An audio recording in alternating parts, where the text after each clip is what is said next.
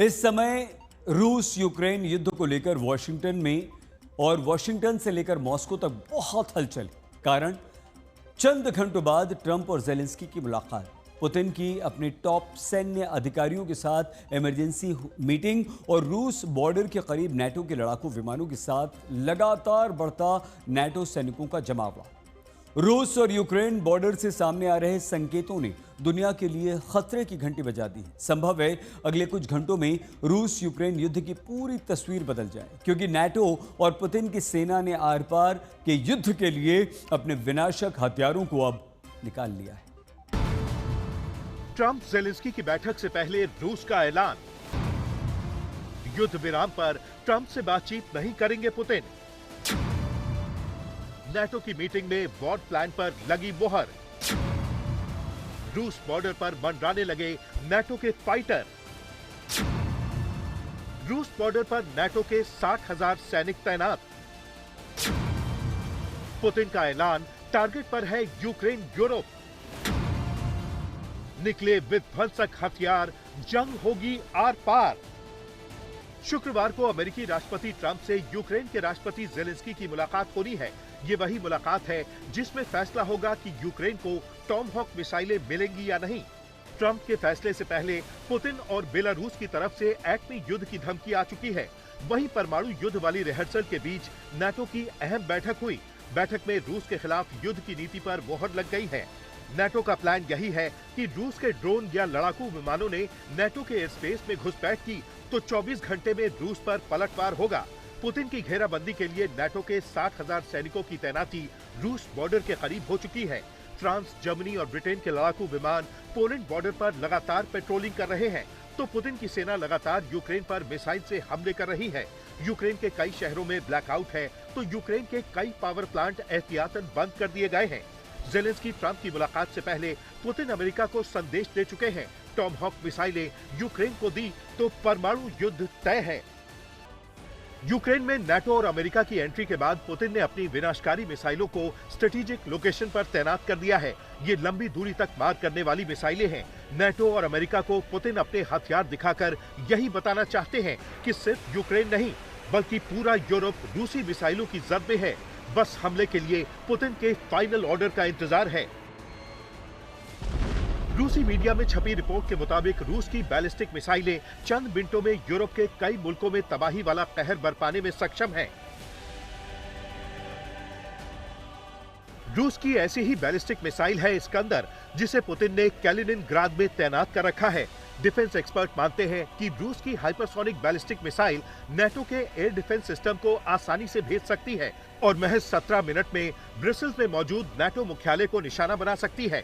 महज 15 मिनट में जर्मनी के रामस्टीन एयरबेस पर कहर बरपा सकती है और तो और सिर्फ 11 मिनट में पोलैंड के रेड्जिकोवो एयरबेस को तबाह कर सकती है।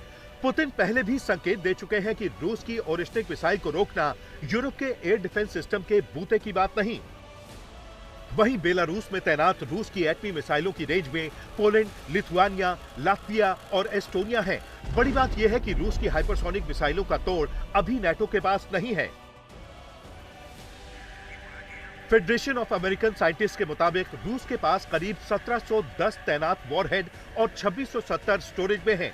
ऐसे में रूस के पास कुल मिलाकर 4380 परमाणु वॉरहेड हैं, जिसे हमले में इस्तेमाल किया जा सकता है। बड़ी बात यह है कि रूस जमीन, आसमान और समंदर से परमाणु हमला करने में सक्षम है, जो पुतिन की सेना को नाटो से ज्यादा ताकतवर बनाता है। पुतिन पहले ही नाटो और अमेरिका को धमकी दे चुके हैं कि रूस की सुरक्षा पर खतरा मंडराया तो परमाणु युद्ध तय है।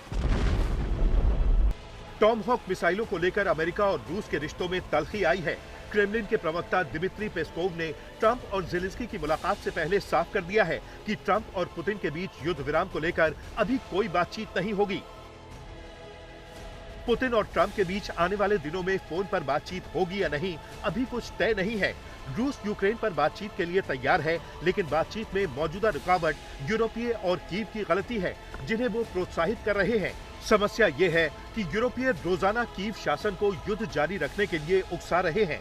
इन परिस्थितियों में हमें मौजूदा रुकावट के अलावा कोई विकल्प नहीं दिखता।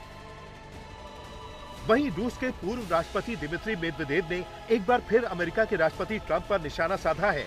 मेदवेदेव ने टेलीग्राम पर अपने नए पोस्ट में लिखा है,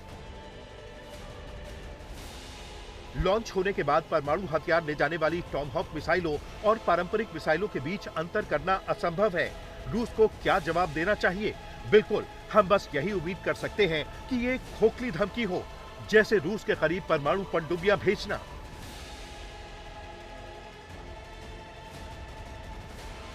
रूस की बारूदी तैयारी देखते हुए नाटो और अमेरिका भी एक्शन में है। एटमी युद्ध की संभावना को देखते हुए नाटो ने परमाणु युद्ध वाला रिहर्सल किया है।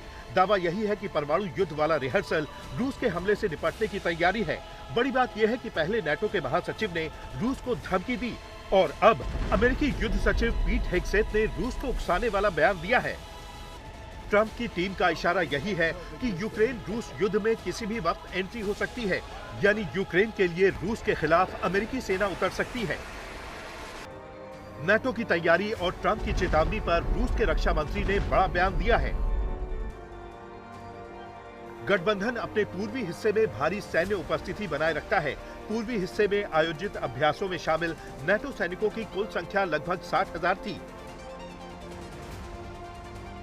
भले ही नाटो और अमेरिका ने रूस के खिलाफ अपना सैन्य चक्रव्यूह तैयार कर लिया है, लेकिन यूक्रेन से आ रही रूसी हमले की तस्वीरें गवाही दे रही हैं कि पुतिन के दिमाग में कुछ बड़ा चल रहा है। तो क्या यूक्रेन और अमेरिका के बीच टॉमहॉक मिसाइल की डील फाइनल हुई तो पुतिन परमाणु युद्ध का बटन दबा देंगे? अगर ऐसा हुआ तो यूक्रेन रूस युद्ध आने वाले दिनों में तीसरे विश्व युद्ध में बदल सकता है। आज तक ब्यूरो।